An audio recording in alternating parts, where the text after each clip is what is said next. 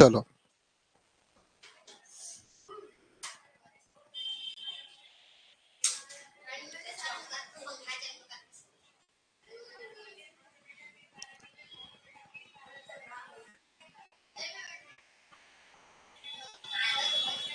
चलो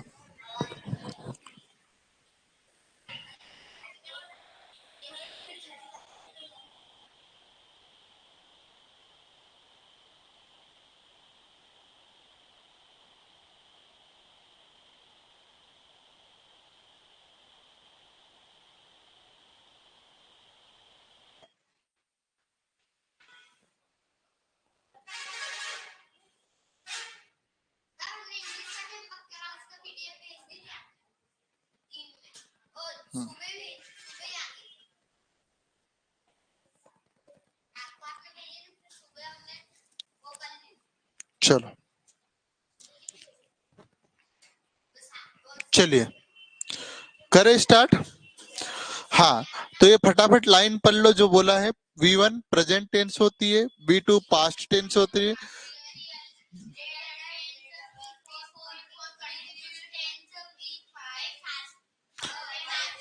सिंगुलर कौन सी वर्ब होती है, V5 या V1 है? ठीक है, चलो बड़े आगे। क्या V2 के पहले कोई वर्ब आ सकती है? नहीं। V3 के पहले आएगी, 100% आएगी। V4 के पहले आएगी आएगी। V5 के पहले भी कोई वर्ब नहीं आ सकती। ठीक है। और V1 के पहले आ भी सकती है और नहीं भी आ सकती। चलो ये भी आप पढ़ लो फटाफट, है ना। ये सब आपको पढ़ा चुका हूं मैं, है ना। फ्यूचर टेंस से भी मालूम है आपको, पास्ट इंडेफिनिट भी पता है ना। नेगेटिव वाला भी पता है। नेगेटिव जब भी पास्ट इंडेफिनिट में बनाओगे हेल्पिंग वर्ब पे जरूरत पड़ेगी पड़ेगी, है ना। कौन होगी? डीड होती है। चलो अब हम यहाँ देखते हैं सेकंड कंसेप्ट। जब V2 का काम कौन कर रहे हैं? वाजवर आ जाए, है ना। ये बेटा देखा जाए तो V2 ही है। क्या है? V2 ही है। मैं इनकी फैमिली मेंबर्स लिख देता हूं यहाँ पर, है ना। B होता है इज, एम और आर। ये बेटा वर्ब का फर्स्ट फॉर्म होता है बी का। वाज, बेटा इधर पढ़ाई करो अभी, है ना। वाज वर सेकेंड फॉर्म होता है बेटा। बीन थर्ड फॉर्म होता है। और बीइंग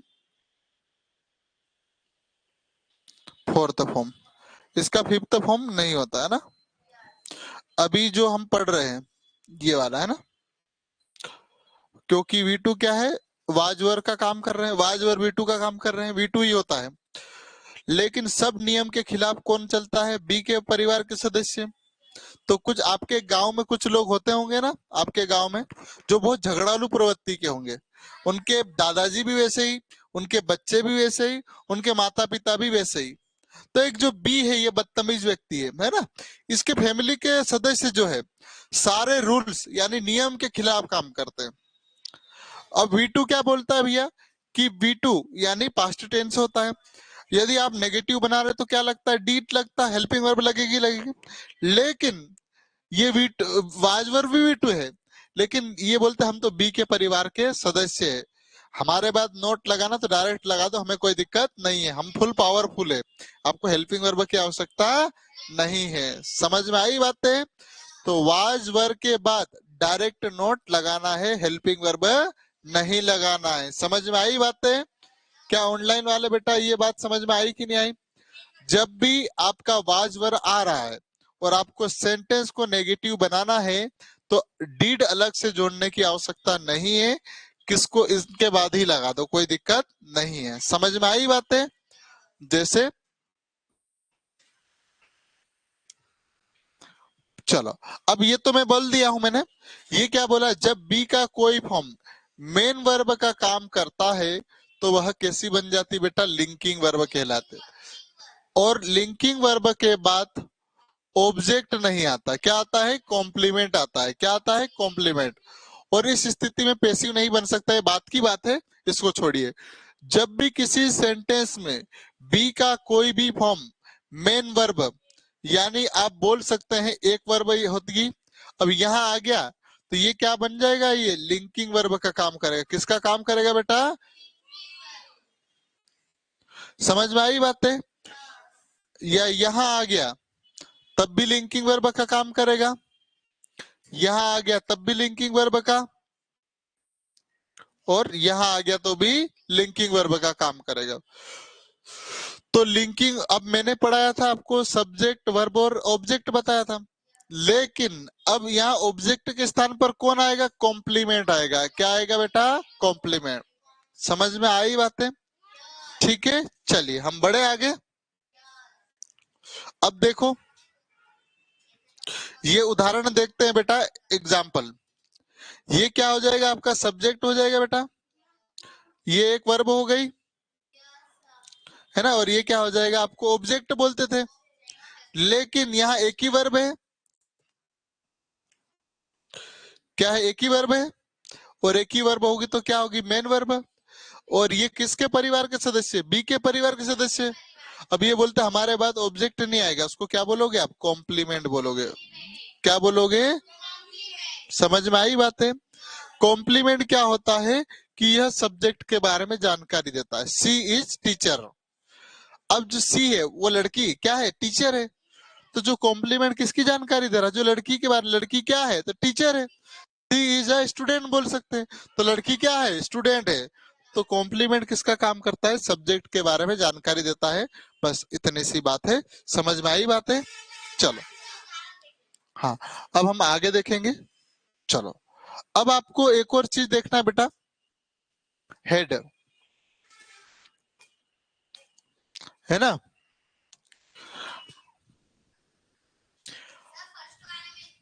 अब हेड क्यों अलग से बता रहा हूं मैं, बताऊंगा आपको, है ना।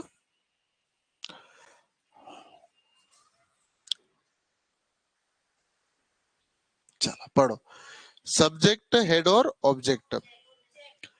कुछ नहीं बेटा, अब आप हैव के परिवार के सदस्यों को भी देख लो। हैव V1 होती है, हेड V2 होती है, होती कि नहीं होती, हेड V3 होती है,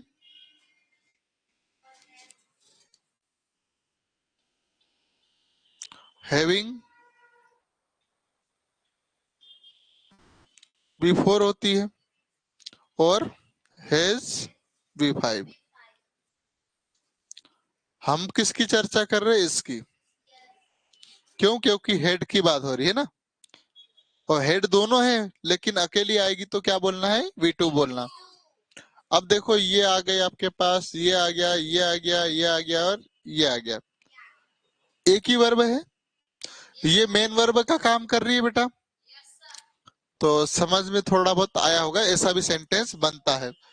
अब यदि हेड के बाद हेड आ गया तो पास्ट परफेक्ट टेंस बनेगा, है ना। अभी अपन नहीं पढ़ेंगे, केवल न,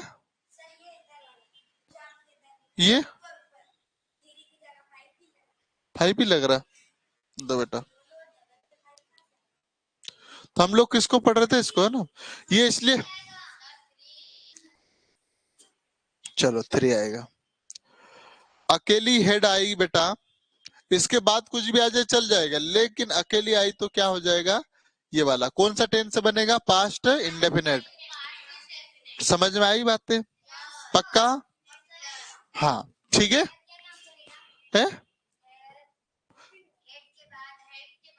ये बेटा ऑब्जेक्ट काम कर रहा है, ये बात की बात है, मैं सब सिखाऊंगा आपको, है ना। चलो अब कई बार डीड भी आ जाएगा, अकेला डीड आ गया तो डीड तो V2 होता ना, कैसे होता, तो आपको मालूम है डू V1 होती है, डीड V2 होती है,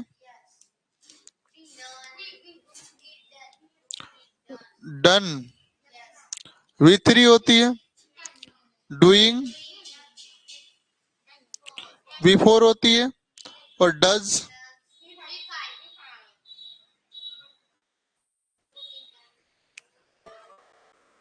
गलत लिख दिया मैंने डज को, ठीक है, ये होता ना, V5 होता है। ये हम किसकी बात कर रहे हैं, इसकी,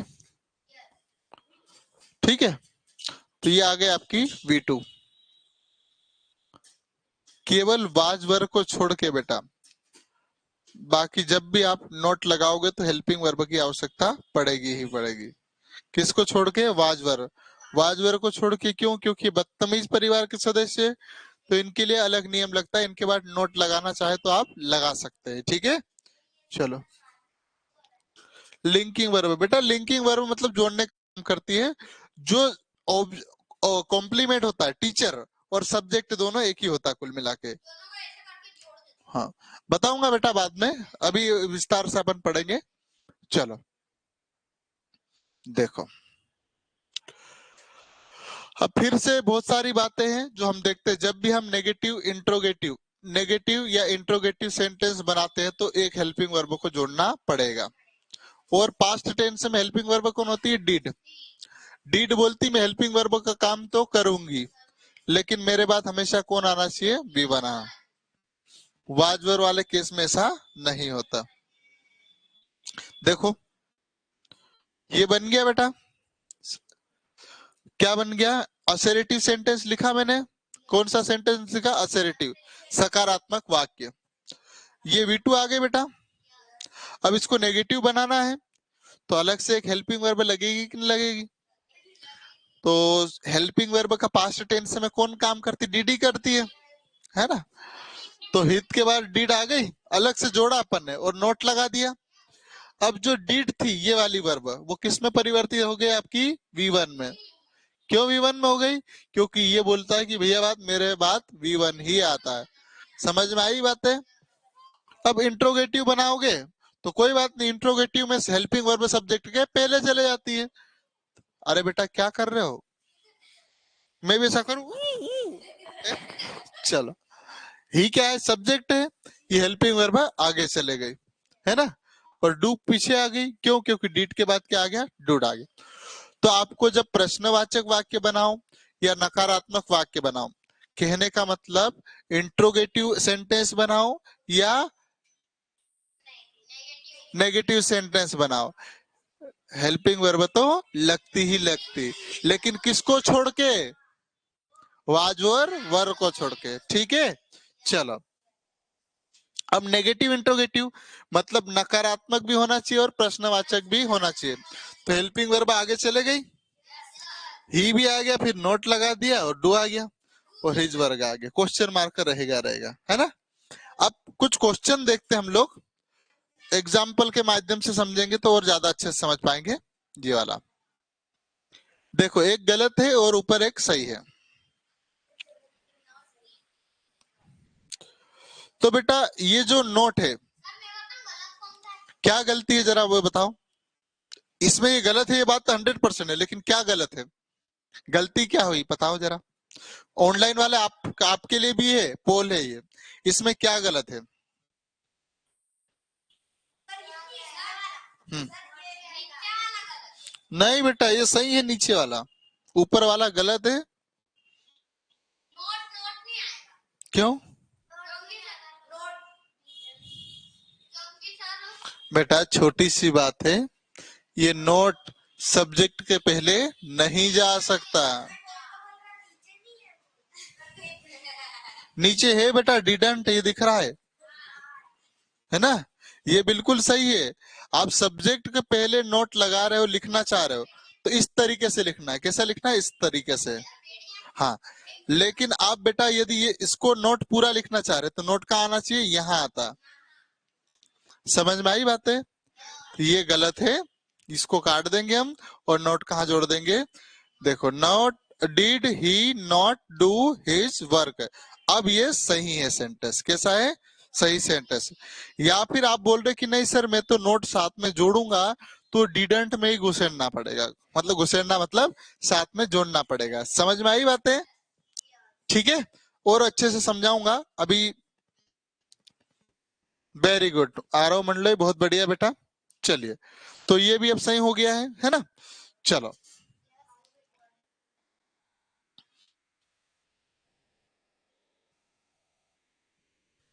चलो, अब प्रैक्टिस करें हम लोग थोड़ा सा। ये बेटा आपका असर्टिव सेंटेंस है। कैसा है? असर्टिव। है ना, असेरेटिव एसएस लिख देता हूं, सॉरी। हाँ ये असेरेटिव ही है। इसको किस में कन्वर्ट कर रहे हैं हम, इंट्रोगेटिव में। इंट्रोगेटिव में क्या होता है, मतलब प्रश्नवाचक वाक्य बनाना।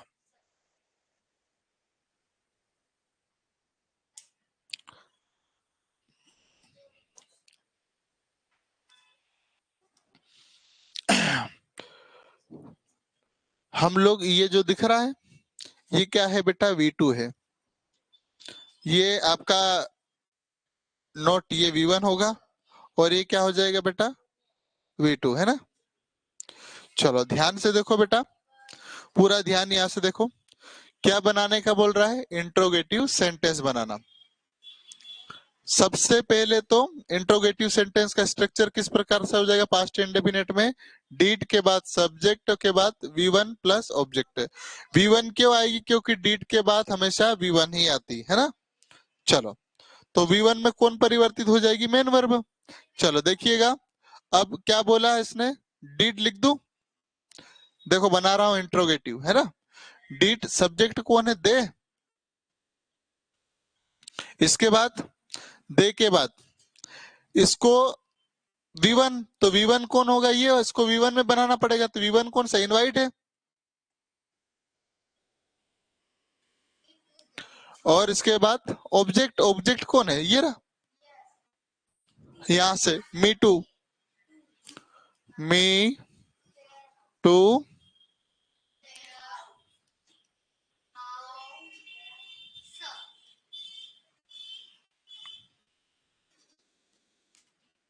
इसको भी हम नेगेटिव बना सकते हैं, नेगेटिव तो है ही, इंट्रोगेटिव बनाना है। कुछ नहीं बेटा, डीड ऊपर से आगे चले जाएगा, ये वाला बना रहा हूं ना, डिड दे नॉट इनवाइट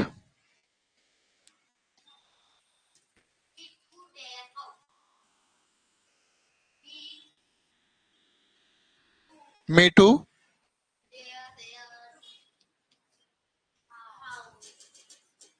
समझ में आई बातें,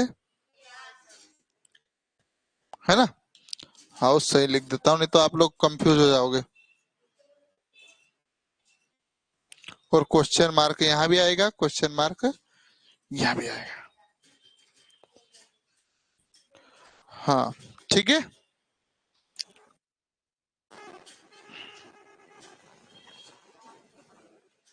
चलो आगे बढ़े हम लोग।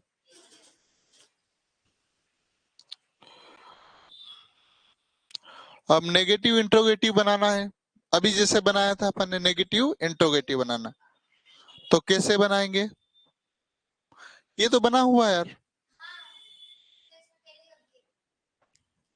ये क्वेश्चन मार्क इंट्रोगेटिव है, इसको किस में बना दिया, नेगेटिव। क्यों, क्योंकि देखो क्वेश्चन ये चले गया और नोट भी लग गया, इन V1 हो गया, समझ में आई बातें, तो इसको छेड़छाड़ी करने की आवश्यकता नहीं है।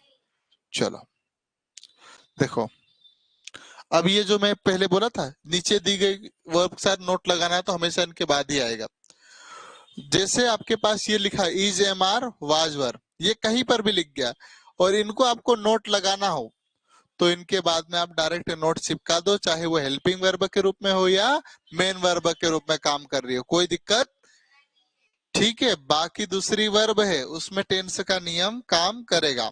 तो वाज वर्ब आ रहा कि नहीं आ रहा, मैंने बोला नोट लगाना है तो नोट चिपका दो, कोई दिक्कत नहीं। देखो सी इज अ नॉट टीचर, अब ये वर्ब दिख रही बेटा, ये यहाँ मेन वर्ब का काम कर रही है ना। अब एक ही वर्ब है, दूसरी वर्ब तो अलग से हेल्पिंग वर्ब की आवश्यकता पड़ती कि नहीं पड़ती, लेकिन यहाँ कोई हेल्पिंग वर्ब कुछ नहीं आवश्यकता, सीधा लगाओ नॉट, इसलिए इनको क्या बोलते हैं, बदतमीज परिवार के सदस्य। समझ में आई बातें। चलो,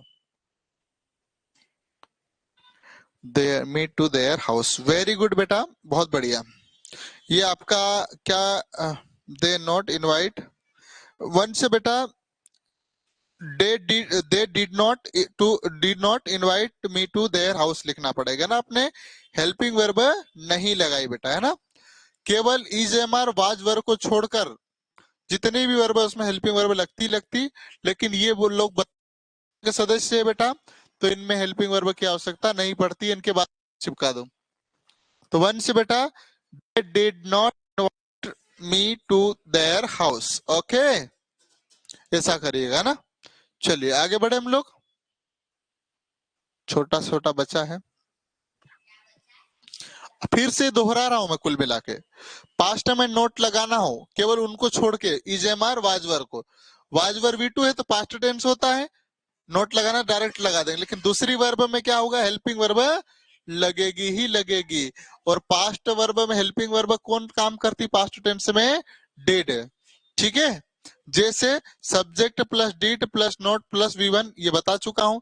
इंट्रोगेटिव में क्या हो जाएगा, हेल्पिंग वर्ब आगे चले जाएगी, इसके बाद सब्जेक्ट आ जाएगा। आप यहाँ नोट नहीं लगा सकते बेटा, ध्यान रखना, डायरेक्ट है ना। हेल्पिंग वर्ब के पहले नोट कब जाएगा, जब उसके साथ में चिपक के जाएगा। आप ऐसे डिड नॉट नहीं लिखोगे, समझ में आई बात है। 5 मिनट है ना, हाँ समझ में आई बात है। चलो ऐसे ही, हाँ ये जैसे ये गलत है कि नहीं है, क्यों गलत है, देखो डिड नॉट, नोट आगे चले गया, नोट कभी भी सब्जेक्ट के पहले नहीं जाएगा। नॉट एडवर्ब है, एडवर्ब कभी सब्जेक्ट के पहले नहीं लगता है, लेकिन आपको लिखना ही है तो कैसा लिखोगे, डिडंट के साथ में। देखो didn't subject plus V1 plus object, अब नोट भी आगे चलेगी, आपकी इच्छा ही है कि मेरे को लिखना ही है। कौन है ये, पक्का तुम भाई हो और जादू, चलो ठीक है।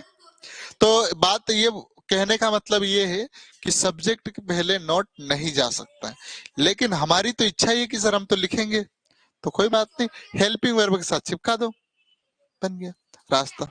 चलो समझ में आ रहा है कि हाँ हाँ लो चल रहा है, हाँ। अब बेटा एक और चीज, ये जो अनलेस है, अनलेस बेटा और एक अनटिल आता है, अभी हम लोग अनलेस देख रहे हैं। अनलेस एक नेगेटिव शब्द है, कैसा है, नेगेटिव। जब ये लग जाए तो नोट लिखना नहीं है, समझ में आई बात है।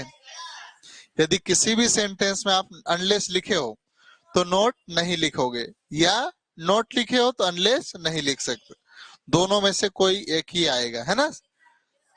देखो देखो समझो, unless he did not help me.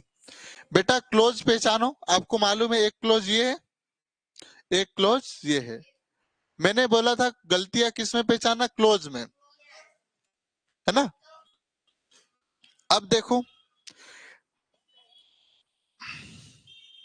ये जो वर्ब लिखी वो कैसे लिखी, V2 लिखी है, और ये भी V2 है। डीड क्या बोलती है, मेरे बाद, लेकिन ये कौन सा लिखा है, V2 लिखा। तो बेटा आपको क्या करना है, क्या करना है, V1 करना है। अब ये अनलेस के साथ नोट भी आ गया, इतनी गलतियां है, तो कैसे सुधारोगे, इसको ऐसा करना पड़ेगा बेटा। एक चीज कर सकते, ऐसा थोड़ी कि सब करे अपन।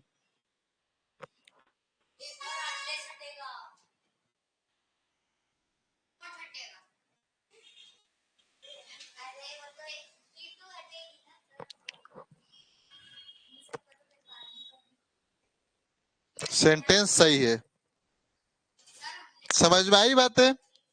अब देखो मैं इसको V1 में करता तो फिर ये भी जाता, और अनलेस को भी करना पड़ता, बहुत सारी चीजें। लेकिन डिड नोट, नोट हटाया तो हेल्पिंग, नोट किसके लिए आया था, डिड क्यों आया था, क्योंकि नोट के लिए आया था, इसलिए दोनों को काट दिया। Unless he helped me I would not call you, अब सही है?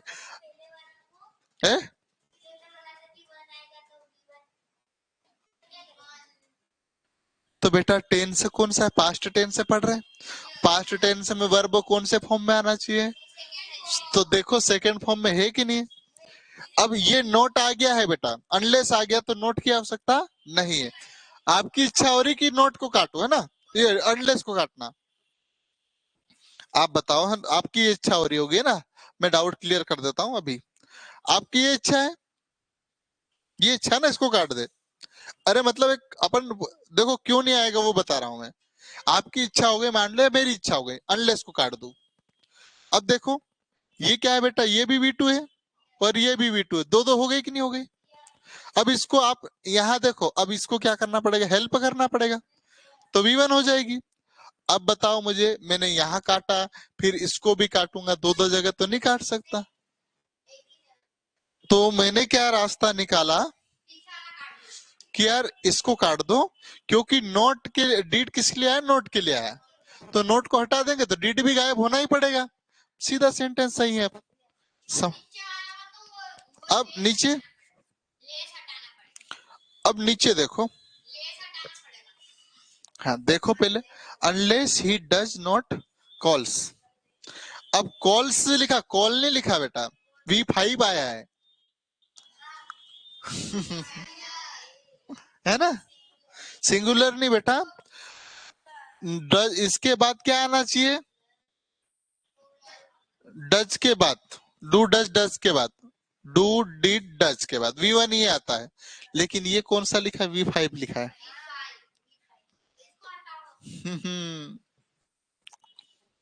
तो क्या करोगे,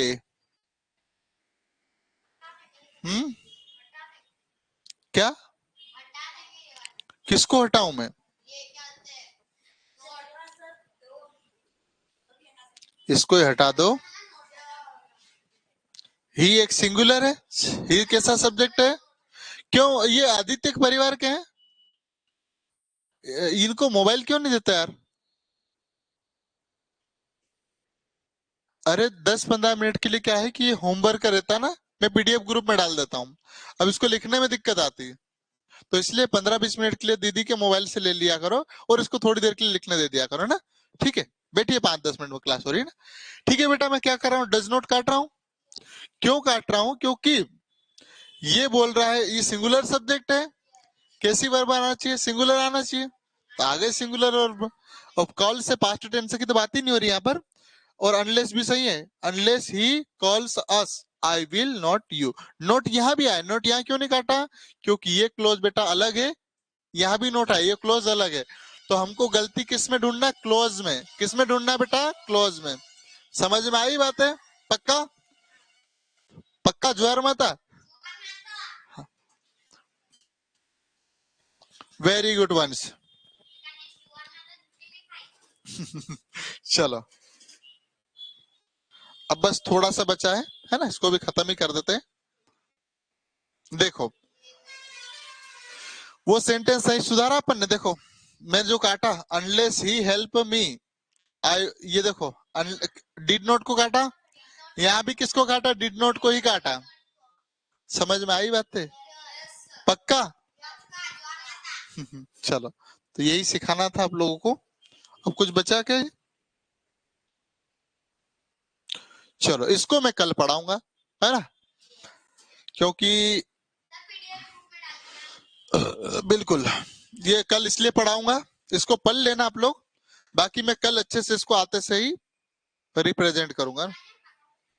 बेटा पहले नहीं जाना चाहिए, कभी भी टीचर के पहले नहीं जाना चाहिए। आपके पापा 2 मिनट वेट कर लेंगे, है ना, ठीक है, यहाँ तो अपने घर की बात है, लेकिन जहां भी आप पढ़ने जाते हो ना, कभी भी टीचर के पहले नहीं जाना। ये मैनर से छोटी छोटी बातें हैं, हम बड़ों का कैसे सम्मान करते, कैसे रिस्पेक्ट करते हैं, ये सीखना चाहिए ना, और यहीं से आपका व्यक्तित्व विकास होगा। आपका मतलब ये कि आपको एक अच्छा इंसान बनना है जीवन में, तो आपको बहुत सारी चीजें सीखना पड़ेगा। अब जब आपसे बड़े, आप बड़े हो जाओगे, यहाँ खड़े हो जाओ, तो आपके छोटे भाइयों को भी ये सिखाना आपको, ताकि अच्छे इंसान बने, कि ऐसे मक्का टाइप के ऐसे ऐसे बॉडी दिखा है। चलो बिल्कुल, है ना। चलो तो PDF डालू कि नहीं डालू, PDF भेजना कि नहीं भेजना। चलिए तो ऑनलाइन वाले प्यारे बच्चों,